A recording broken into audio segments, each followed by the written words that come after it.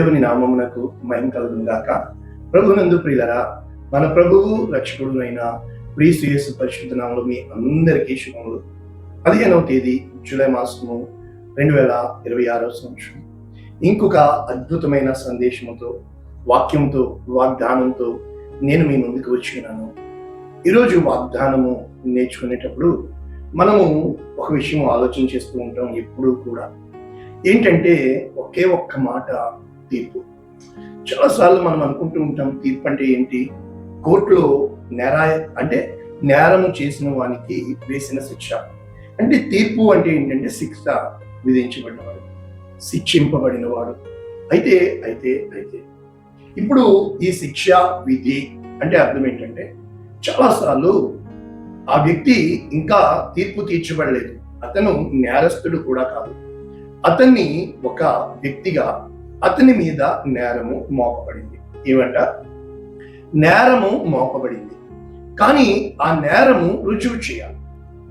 ఒక లాయర్ అంటాడు, నాకు నచ్చింది, చూడు, నువ్వెవరో నాకు తెలియదు, నా బాధ్యత ఏంటంటే నీవు ఆ నేరము చేశావో లేదో నేను చట్టాన్ని బట్టి, అంటే ఇప్పుడు వాడుతుంది ఏంటి? చట్టం.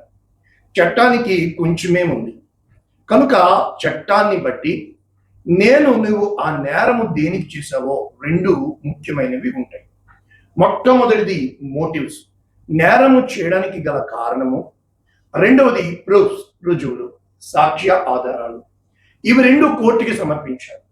అప్పుడు జడ్జి ఏం చేస్తాడు? న్యాయాధిపతి తీర్పు తీరుస్తాడు. రైట్ రైట్ రైట్ అయితే ఇందులో ప్రాముఖ్యమైనది ఏంటి? మోటివ్స్ అంటే అర్థం ఏంటి? నేరము చేయడానికి గల కారణము. రెండవది ఏంటి? ప్రూఫ్స్, చేశాడు అనడానికి రుజువులు, సాక్ష్యాధారాలు. అయితే ఇవి రెండు, ఒకటి నియమము ఉంది, అది ఏంటంటే చట్టం. ఇప్పుడు మనకు అర్థమయ్యేటట్టు చూద్దాం. ఈ చట్టం ఏంటి? ధర్మశాస్త్రం. ఇప్పుడు ఈ ధర్మశాస్త్రం ప్రకారము మనమందరము పాపం చేసాం. రైట్ రైట్ ఇప్పుడు మనము పాపము చేశాము అని నిరూపించడానికి గల అధికారము ఎవరికి ఇవ్వబడింది? ధర్మశాస్త్రం. ధర్మశాస్త్రం ప్రకారం చూస్తే నీతిమంతుడు లేడు, ఒక్కడు లేడు. మరి ఇప్పుడు ధర్మశాస్త్రము ప్రకారము అన్ని విషయాల్లో నీతిగా ఉండి ఏ ఒక్క చిన్న విషయంలో తప్పిపోయినా, అంటే ఆవగింజంత తప్పిపోయినా, సూది అదే ఒంటే సూది బెజ్యంలో అందులో తప్పిపోయినా, జీలకర్రలో తప్పిపోయినా కూడా పాపే. అంటే అర్థం ఏంటంటే, ఎప్పుడైతే మనలో ఏ పరిశుద్ధత లేదు అయినటువంటి ఈ పాపాత్ముడు అని ధర్మశాస్త్రము మన మీద నేర ఆరోపణ చేయుచుంటున్నారా? ఈ నేరారోపణ, ఈ ధర్మశాస్త్రానికి అధికారం ఎవరిచ్చారు? దేవుడు. కనుక ఎప్పుడైతే మోషే మొదలుకొని, ఎందుకు మోషే మొదలుకొని? మరి ధర్మశాస్త్రం మోషే వలన కలిగింది కదా. యేసు క్రీస్తు కాలము అనగా బాప్తిస్మం ఇచ్చి యోహాను వరకు ధర్మశాస్త్రము ఏలింది. అయితే యేసు క్రీస్తు ద్వారా కృపా సత్యము కలిగింది. అయితే మరి మోషేకు ముందు పాపాత్ములు అని దేన్ని బట్టి తీర్పు తీర్చబడింది? ఆదికాండం 6వ అధ్యాయంలో మనం చూసినప్పుడు, నా ఆత్మ నరులతో ఎల్లప్పుడూ వాదించదు. అంటే దేవుని ఆత్మ డైరెక్ట్ గా మనుషుల్లో ఉంచారు కనుక అది ఆత్మ స్వభావము. వాళ్ళు ఆత్మని బలాత్కారంతో నింపేశారు. జీవాత్మ క్షీణించిపోవడానికి కారణమైంది కనుక భూమిని నాశనం చేశారు. అయితే ఈ జీవాత్మ ఒక్కరిలోనే వెలుగునిచ్చింది, అది నోవాహు. ఇక నోవాహు మొదలుకొని మోషే వరకు రాజ్యం ఏలింది. మనం చూసినప్పుడు నోవాహు దేన్ని బట్టి నీతిమంతుడిగా తీర్చబడ్డాడు? విశ్వాసం. ఎప్పుడైతే నోవాహు కాలము తర్వాత దేవుడు అబ్రామును పిలిచి అబ్రహాముగా మార్చి విశ్వాసులకు తండ్రిగా చేశాడు. అంటే ఈ ధర్మశాస్త్రము రాక మునుపు విశ్వాసము లోకంలో ఉంది. విశ్వాసము అంటే ఏంటంటే, అబ్రహాము దేవుని నమ్మెను, అది అతనికి నీతి. అంటే దేవుని నమ్మడమే నీతి. ఎలా నమ్మాడు? తన జీవితం మనం చూసినప్పుడు ఒక్క ప్రయాణంతో ప్రారంభించబడింది, చివరి ప్రయాణంతో ముగించాడు. మొదట తను ఒంటరిగా అంటే గొడ్రాలై ఉన్న భార్యతో ప్రయాణం ప్రారంభించాడు, కనానుకి చేరాడు. అయితే చివరి ప్రయాణము తన ఒక్కగానైన ఒక్క కుమారుడిని తీసుకొని బలి ఇవ్వడానికి మోరియా పర్వతాలకి ఎక్కి వెళుతున్నాడు.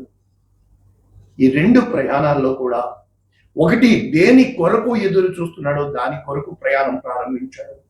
ఏది ఎదురు చూసింది పొందుకున్నాడో అది దేవునికి తిరిగి ఇచ్చేయడానికి, బలిచ్చేయడానికి వెళ్ళిపోతున్నాడు. దేవుని నుంచి పొందుకోవడానికి ప్రయాణము, పొందుకొన్నది సైతము దేవునికి తిరిగి ఇచ్చేయడానికి సిద్ధపడు.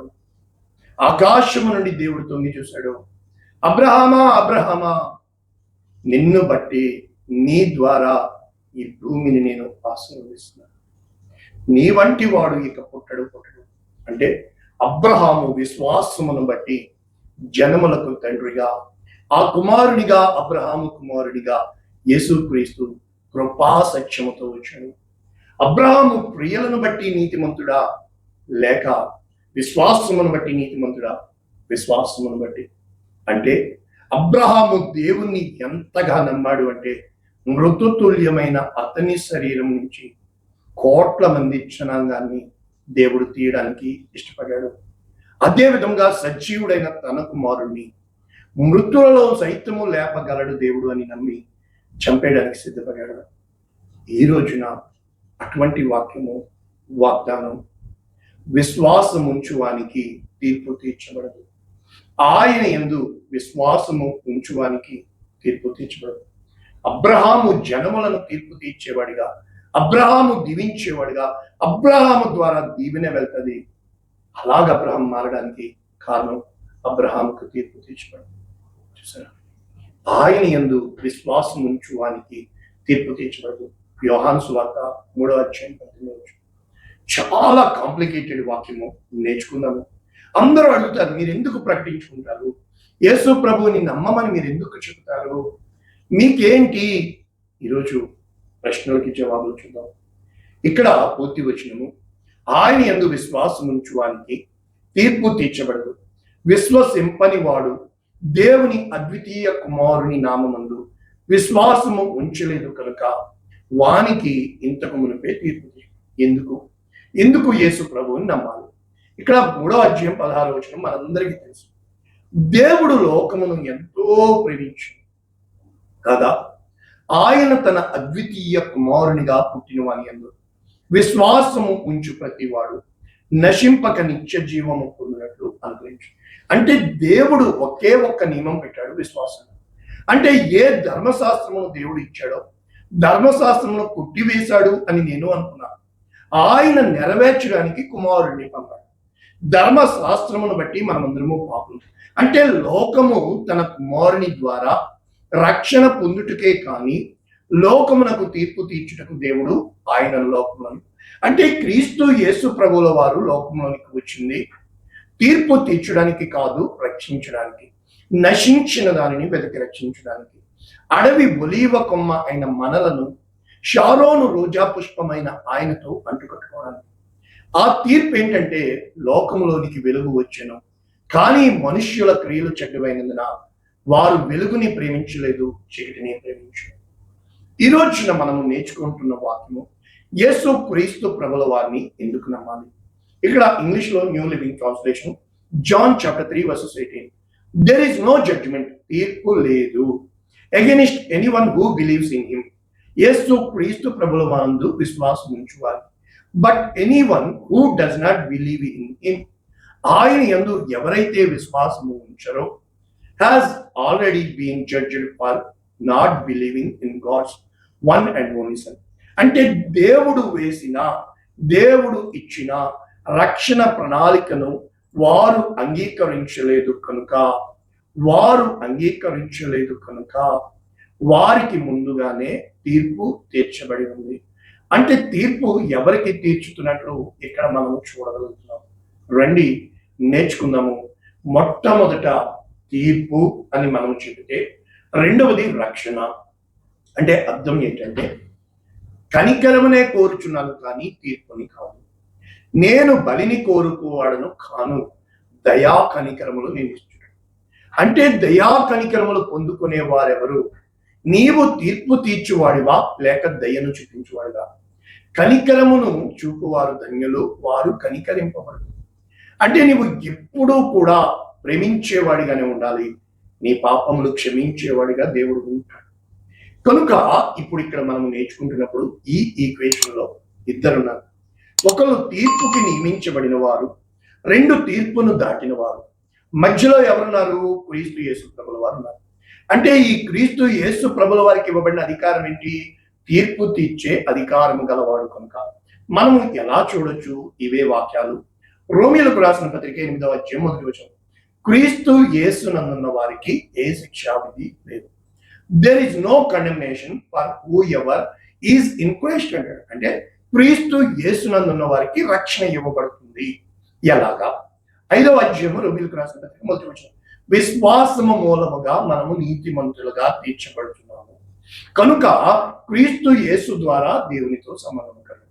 అంటే మనము విశ్వాసము మూలముగా నీతిమంతులుగా తీర్చబడుతున్నాం. ఇది క్రియ మూలంగా కాదు. అయితే ఈ వాక్యం ఎక్కడి నుంచి మొదలైంది మనం చూసినప్పుడు ఈ 8వ అధ్యాయం ఏమంటున్నాడు పౌలు? క్రీస్తు యేసునందున్న వారికి ఏ శిక్షా విధి లేదు. There is no condemnation.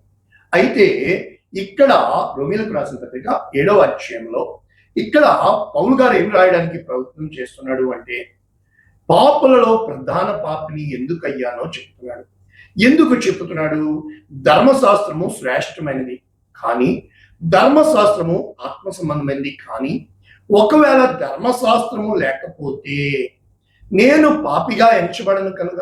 అంటే చట్టంలో లొసుగులను పట్టుకుని లాయర్లు ఏ విధముగా వాదించి ఇతను నిరపరాధి, అపరాధము చేసినా కూడా ఇతను ఈ కారణాలను బట్టి చేశాడు కనుక అని చూపిస్తున్నారు. కనుక ఆజ్ఞ పాపమును హేతువు చేసుకుంది. ఇప్పుడు ఆజ్ఞ మనందరినీ పాపులుగా, ఆజ్ఞ అతిక్రమమే పాపం. కానీ ఆజ్ఞ పరిశుద్ధమైనది, ధర్మశాస్త్రం పరిశుద్ధమైనది, నీతి గలది, ఉత్తమమైనది. మరి మనకి మరణమైన అట్లా కాదు. మరి ఏమంటున్నాడు? ఎప్పుడైతే నేను పాపమునకు అమ్మబడి శరీర సంబంధినై ఉన్నాను. ఈ శరీరాన్ని కంట్రోల్ చేసేది ఏంటి? మనసు, మైండ్. కనుక నేను ప్రేమించాలి అనుకుంటున్నాను కానీ ద్వేషిస్తున్నాను. కానీ ద్వేషించాలి అనుకున్న వారిని ప్రేమిస్తున్నాను. అంటే నేను కాకుండా నాలో వేరొక నియమము ఉంది అని చెబుతూ నా యందు, నా శరీరమందు మంచిది ఏది నివసించదని నేను ఎరుగుతున్నాను. మేలైనది చేయాలనుకుంటున్నాను కానీ కీడుని చేస్తున్నాను. నేను ఇలా ఉండకూడదు అనుకుంటున్నాను కానీ నేను ఇలాగే ఉంటున్నాను. కనుక నేను కోరని దానిని చేసిన నాలో ఉన్న పాప నియమం. కనుక ఏమంటున్నాడు ఇక్కడ?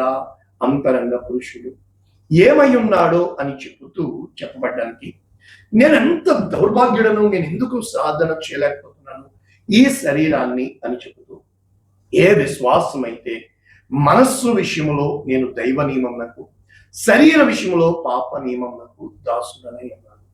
కనుక అంటే ఈ మనస్సుని మనము కంట్రోల్లోకి తేవడము, ఏది ఉద్రేకమో, ఏది ఆవేశమో, ఏది కోపమో, ఏది శాపమో, ఏది పాపమో. కనుక ఏది మంచి, ఏది చెడు, ఏది ఘనమైనది, ఏది నీచమైనది, ఏది కావలసింది, ఏది అనవసరమైనది, అన్నీ కూడా మనం గుర్తిరగాల. ఎప్పుడైతే గుర్తిరుగుతావో, ఇక్కడ యేసు క్రీస్తు ప్రభుల వారు ఏమని చెప్పడానికి ప్రయత్నం చేస్తున్నారు? యోహాను సువార్త 5వ అధ్యాయం 19. యేసు ప్రభు వారికి చెప్తున్నాడు. వారు అక్కడ ప్రశ్నలు వేస్తున్నారు. తండ్రి ఏది చేయుట కుమారుడు చూచునో అదే. అంటే యేసు క్రీస్తు ప్రభుల వారు కడవరి ఆదాము, ఈ మొదటి ఆదాము ఆత్మతో చేయబడినప్పటికీ శరీరి ఆయను. మనము యేసు క్రీస్తు శరీరధారిగా వచ్చినప్పటికీ ఆత్మ పూర్ణుడాయను. కనుక ఈ మొదటి ఆదాము ద్వారా దేవునికి దూరమైన మనము కడపటి ఆదాము నందు దేవునికి దగ్గరవ్వడానికి, అనగా మనలో ఏ నీతి నివసించదు కనుక క్రీస్తు యేసునందు ఉన్నవారమే. కనుక ఇప్పుడు కుమారుని కోసం రాస్తూ, తండ్రి కుమారుని ప్రేమించిన విధముగా తాను చేయవాటిని ఎల్లను, అంటే ఏ విధముగా మొదటి కార్యములు ఆదాముకి తెలియపరిచి సృష్టిని చేశాడో, ఆ సృష్టి నాశనములకు లోనైపోయిందో, తండ్రి మృతులను లేపిన విధముగా బ్రతికించినట్లుగా కుమారుడు కూడా బ్రతికిస్తాడు. తండ్రి ఎవనికి తీర్పు తీర్చడు కానీ తండ్రిని ఘనపరచునట్లుగా అందరూ కుమారుని ఘనపరచవాలని తీర్పు తీర్చుటకు సర్వాధికారము క్రీస్తు యేసు ప్రభుల వారు పొంది ఉన్నారు. కనుక ఎప్పుడైతే క్రీస్తు యేసు ప్రభుల వారి మాట వింటామో విశ్వాసం ఉంచువాడు నిత్య జీవము గలవాడు, తీర్పులోనికి రాక మరణంలో నుండి జీవంలోనికి దాటాడు. అంటే ఎప్పుడైతే మనము దేవుని శబ్దము వింటామో, ఇక్కడ మనము ముగించుకునే ముందు కొన్ని వాక్యాలు నేర్చుకున్నాం. ఈ తీర్పు ఎవరు తీరుస్తున్నారు? మన మీద నేరము వాడెవడు? రోమీయులకు రాసిన 8:31. దేవుడు మన పక్షమున ఉన్నాడు. మనకి విరోధముగా గుంపు లేచినా, మనకి విరోధముగా ఆయుధము రూపించబడిన తన సొంత కుమారుని అనుగ్రహించటకు వెనుక తీయక మన అందరి కొరకు ఆయనను అప్పగించిన వాడు. ఎందుకు సమస్తము ఇవ్వడు అనగా దేవుని మీద, అంటే దేవుని చేత ఏర్పరచబడిన వారి మీద తీర్పు తీర్చుటకు. నేరం మోపువాడెవడు? దేవుడే కదా. మనల్ని నీతిమంతులుగా శిక్ష విధించేవాడెవడు? క్రీస్తు యేసు కదా. మృతులలో నుంచి లేచిన వాడెవడు? దేవుని కుడిపార్శ్వం కూర్చున్న ఆయనే కదా. అటువంటిప్పుడు ఆయన మనకి తోడుగా ఉంటుండగా, ఆయన మనలో ఉంటుండగా శ్రమ అయినా, బాధ అయినా, హింస అయినా, కరువైనా, వస్త్రహీనత అయినా, ఉపద్రవమైన, ఖడ్గమైన మనం ఎందుకు భయము?